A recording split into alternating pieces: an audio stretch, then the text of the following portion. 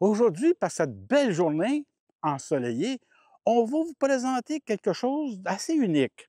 En fait, nous sommes présentement à Sainte-Marthe-de-Vaudreuil, devant une croix assez phénoménale. Et puis pour nous expliquer un peu son histoire, j'ai avec moi, à mes côtés, François Leroux. Bonjour François. Bonjour Robert. Bonjour. François, peux-tu nous expliquer pourquoi on est ici dans le fond? Bien, on est ici aujourd'hui pour décrire la croix, Oui. qui est une croix celtique d'inspiration irlandaise. Si tu veux, on va lire la plaque qui est apposée sur le socle. Donc, sur cet emplacement, fut érigée une première croix par la Société Saint-Jean-Baptiste en 1862. À cette époque, le terrain était la propriété de François-Octave Ouellette. Alan Bray, candidat aux élections provinciales dans Vaudreuil en 1935 et 1936, fit don de la présente croix en 1931. En 1957, H.J. O'Connell, propriétaire du lot, prit possession de la croix. Et en 1999, la municipalité de Sainte-Marthe procéda au rachat du site pour l'inclure comme partie intégrante du patrimoine. Donc, François, si je comprends bien, en 1999, c'est la municipalité qui a pris charge de la croix. Oui. Mais il y a eu une retouche parce qu'il faut rafraîchir les installations en 2009, je pense. Exactement. 10 ans plus tard, la municipalité a rafraîchi le site au complet en restaurant la croix, le socle, l'emplacement au complet. Ils ont aménagé un sentier. Ils ont même mis un gazebo pour que les gens puissent venir se reposer ou quoi que ce soit.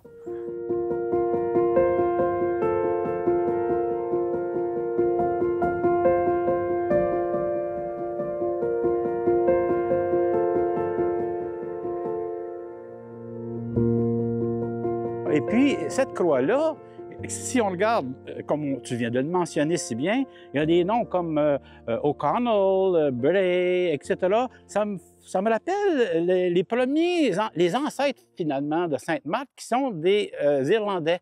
Alors, puis si on décrit la croix, qu'est-ce qu'on peut remarquer qui rappelle les Irlandais? Si on regarde la croix, au bout de la hampe et de la traverse, aux extrémités, on voit des trèfles. Puis on va retrouver des trèfles aussi, également, sur la clôture qui entoure la croix. Donc, la clôture qui représente le lieu saint. C'est une protection, on appelle ça une espèce de sanctuaire, hein, pour prendre des termes. Et puis, il y a aussi à la traverse, hein, il y a une espèce de rond. Ce rond-là symbolise, comme d'habitude, probablement la couronne d'épines ou le soleil, un des deux, la lumière du monde, en fait. Alors, nous avons présenté l'essentiel de la croix. Bien, cette croix-là qu'on voit ici, en 1862, est-ce que c'est la première croix? Non, cette croix-là remplace une plus petite croix, qui était une croix en bois sur un socle, un long socle. Puis cette croix-là avait été érigée par la Société Saint-Jean-Baptiste le jour de la Saint-Jean-Baptiste.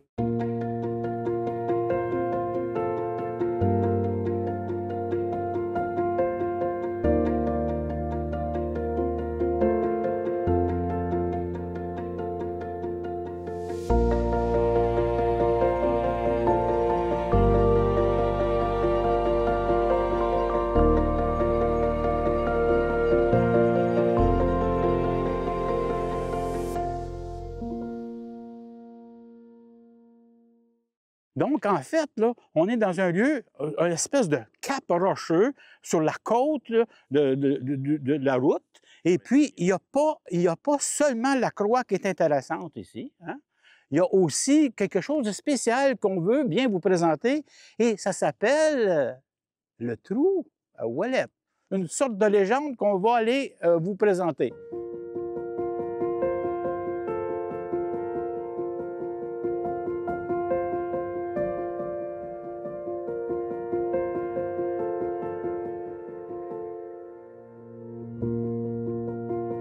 Alors là, on s'en va vers quelque chose très, très rare. N'est-ce pas, François? Bien, c'est quelque chose d'unique. Unique, Je hein? dirais, oui. En quoi c'est unique, François? Bien, c'est une légende de Sainte-Marthe. Ah, légende! Oui. Comment ça s'appelle? C'est le trou à Ouellette. Le trou à Ouellette. Ah, ben on va prendre connaissance de ce qui est écrit sur la plaque. Qu'est-ce que ça dit? Ça dit que François-Xavier Ouellette fit l'acquisition successivement de 3 terres agricoles, sises dans les rangs Saint-Guillaume Nord et Sud. Ces terres furent cédées par acte de vente à ses 3 fils pour fin d'exploitation agricole. On raconte qu'il reprit possession en 1863 d'une partie du lot numéro 9 de cet emplacement en vue de réaliser des travaux de prospection croyant à la présence de gisements de minéraux comme l'or. Ben, vous comprendrez que lorsqu'il s'agit d'une légende, c'est qu'il y a un fond de vérité.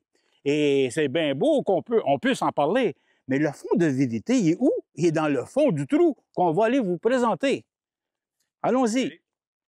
Alors, on s'en va vers l'endroit où le trou a dû être fermé pour pas que ce soit risque. Il ne faut pas que ce soit accessible puis que ce soit accidentel. Risque d'accident pour les enfants. Et puis, c'est en dessous de ça qu'on a essayé de trouver de l'or. Ils ont creusé, je ne sais pas quelle profondeur, mais quoi? Si je me souviens bien, ça traverse en dessous de la route. Ah oui! En 1995, l'équipe de production Vic Pelletier est venue tourner à Sainte-Marthe un épisode de la série « On aura tout vu ». L'objectif, descendre le plus loin possible et inspecter s'il y a vraiment de l'or dans le trou à Ouellette. Moi, je connais ça parce que je restais ici, dans le coin. Mais ceux qui restent plus loin alentour, ils n'ont jamais entendu parler du trou à Ouellette. Pour eux, là, c'est un peu... c'est comme une légende, ni plus ni moins, mais c'est réellement vrai. Il y a bien longtemps, plus d'un siècle et demi, un dénommé Ouellette aurait trouvé de l'or après avoir creusé une immense galerie. Personne n'y croyait vraiment jusqu'à ce matin. Peter Stephenson, fermier et conseiller municipal de Sainte-Marthe, est le premier à descendre. Les anciens avaient peut-être raison, il y a une mine là-dessous, mais pas encore d'or. Teinture de bottine. Là, je suis rendu dans le tunnel. Là. Tu vois là, la partie du tunnel? Ouais. Y a-t-il encore beaucoup de l'eau en dessous? Il y a encore, là. Tout le monde se demande ce qu'on va découvrir au fond. Ça doit être la Catalina ou à l'italienne? Y a-t-il des Il y a du quoi là-dedans? Quand ils ont découvert le trou, ils ont creusé, ils ont été voir qu'est-ce qu'il y avait dans le trou. Puis ils ont découvert des couverts, des ustensiles. Le monsieur n'avait pas trouvé d'or. Si je me souviens bien, il avait trouvé des couverts, il avait trouvé des poubelles, des détritus. Un ancien de la place arrive avec un document écrit au début du siècle par un notaire. Eh bien, nous avons là la preuve que le dénommé Ouellette a bel et bien existé.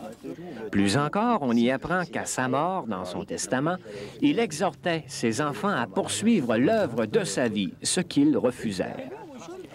Dans un petit village, les nouvelles vont vite.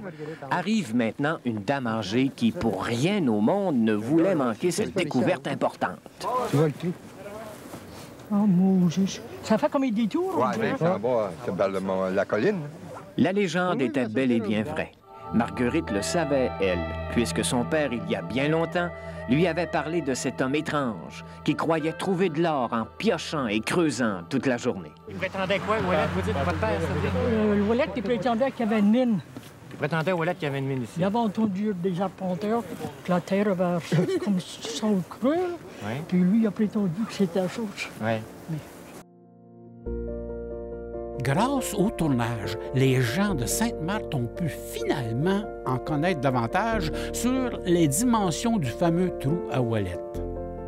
Un premier puits vertical descend sur 5 mètres de profond et qui bifurque vers une galerie horizontale, mais tellement inondée que l'équipe de l'époque n'a pas pu se rendre plus loin que 4 mètres, soit la longueur de la perche de bois qu'ils avaient descendue dans le trou. Est-ce que c'est profond? Il y a de l'eau, là, ici. Là, il y a de l'eau. On a pompé qu'est-ce qu'on a pu, mais moi, je vois que là, ici, c'est une galerie, c'est un tunnel qui s'en va en s'ouvrant chaque bord. À l'horizontale? Oui, en baissant en même temps. En baissant en même temps. De là à dire, ça continue pour combien de mètres encore? Ça, il faudrait continuer à pomper l'eau pour le savoir.